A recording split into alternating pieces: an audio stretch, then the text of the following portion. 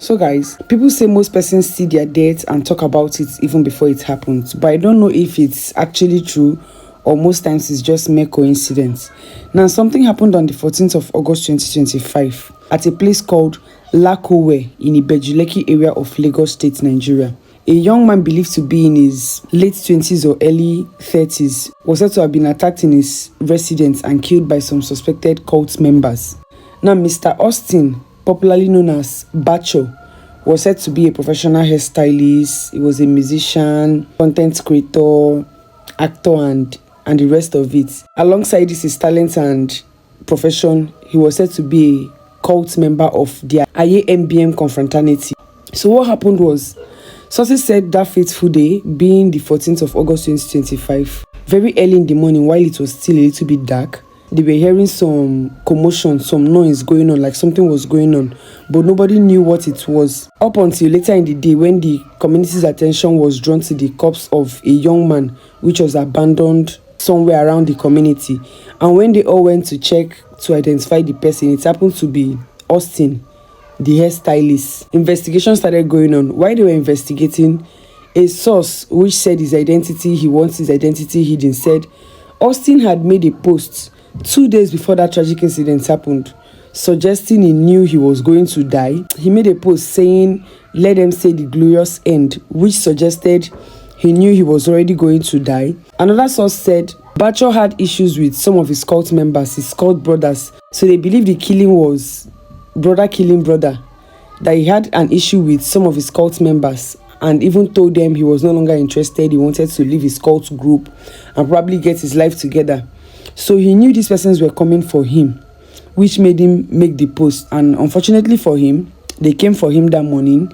They macheted him, killed him, and cut off one of his hands. Probably they cut off his hand and kept it there to probably sound a warning or more like a link to say, okay, we are the ones who did it.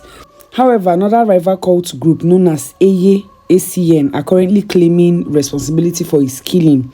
They came out to say they are the ones who committed the act. I don't know the reason for doing that, if actually they were the ones who did it or it was members of the cult group which Austin previously belonged to. However, the ACN cult group are claiming they are the ones who did it. Sources said the Niger Confra is currently investigating the whole matter. I don't know if the Niger Confra is a team or is a team in charge of investigating cult killings, cult issues and all that, but sources said they are currently investigating the matter to find out the major group of persons who actually killed this young man.